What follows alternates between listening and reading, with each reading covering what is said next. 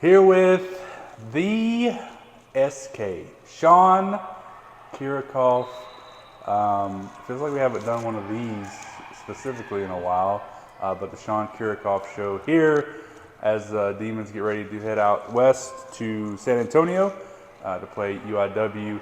We'll talk about that match momentarily, but Coach, give me some thoughts on this week, preparation-wise, sort of the things that we've taken away from that win against Nichols that you put into place to try to continue to grow and improve as this season keeps going. Yeah, so we played in a 6-2 offense against Nichols, so it's been kind of a combination of just getting a little bit comfortable with that, and then trying to improve in a few areas that we've seen where we've been lacking in the last couple matches, and then specifically scouting to some things that UIW does well. So other than changing from the 5-1 that we were in and then into the 6-2, I mean, everything's kind of been from a normal workflow standpoint for us. We have been fortunate in that we've got a week to maybe rest a little bit, but still get a lot of work in and be able to kind of spread that work out over the week to get ready for UIW, but it's here before you know it. Talk a little bit about that, how they've responded to that switch to the 6-2. I mean, obviously we worked a lot with this modified 5-1 throughout the preseason, all that, and then the switch. Have they responded? A lot of the returners are used to it and done it, but how have the sort of the new girls responded to it? It's not really that big of a difference, honestly. It's something that they most likely have played in at some point in their careers. So that's an easy switch. It's a little bit more uncommon to have the 5-1, the modified 5-1 that we had been doing that. While it's still a 5-1, it seems a little bit odd if you haven't been in that switch from setter to setter. And then that's the other thing is that in a 6-2, you got to find the right combination of which setters are setting which attackers, which to a certain degree was also something we needed to figure out with that modified 5-1. But that dynamic is really kind of it's impossible to pick and choose the best three attackers for each individual setter. And then when you do that, and you're like, I got the perfect mix, that setter gets those attackers for 2 rotations and the other setter gets them for 1. So there's still that change back and forth of I'm used to getting the ball here. Well, this setter does it maybe a little bit higher or a little bit faster. And so then it's up to the attackers to be like, okay, I got to switch gears in some way mentally to know that this rotation, this ball may look a little bit different than what I've been getting before.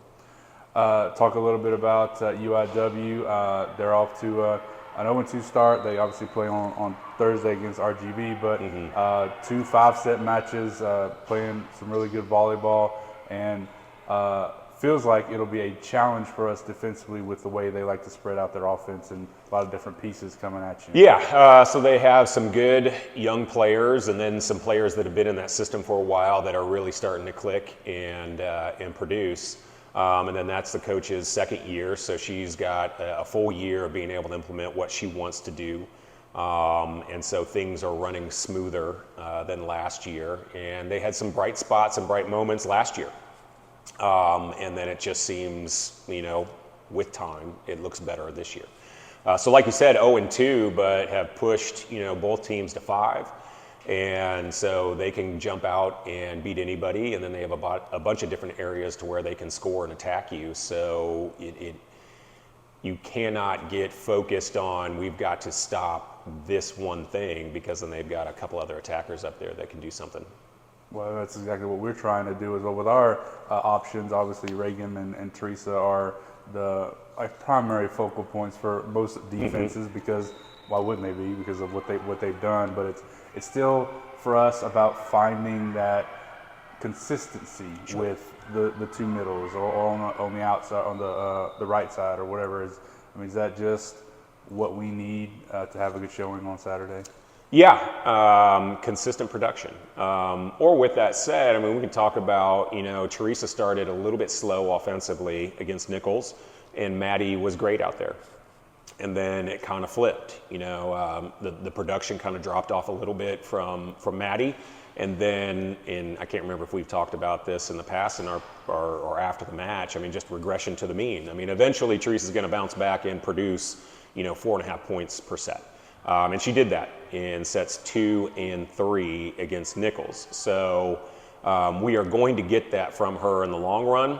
We know, as you just said, we're going to get that production out of Reagan and Teresa. So who else can step up, or can everybody step up just a little bit and put us in a position to where we know we're going to get points in different areas, and we have some versatility to force that defense to have to respect. And is that a match-by-match thing to where you see options in the middle maybe more, or does it just kind of come with what's happening, what the defense is giving you? Yes and no. I want it to be consistent. I want to know that we have a third or a fourth option that we know is going to give us something. But then what you just said, I mean, if we have advantages in the middle, then we are going to push and try to score more in the middle, right side, whatever it is, and then come up with different offensive looks that we can create our own matchups that we want. And that's something that we've also worked on this weekend, or this week. Coach, thanks so much. Thank you.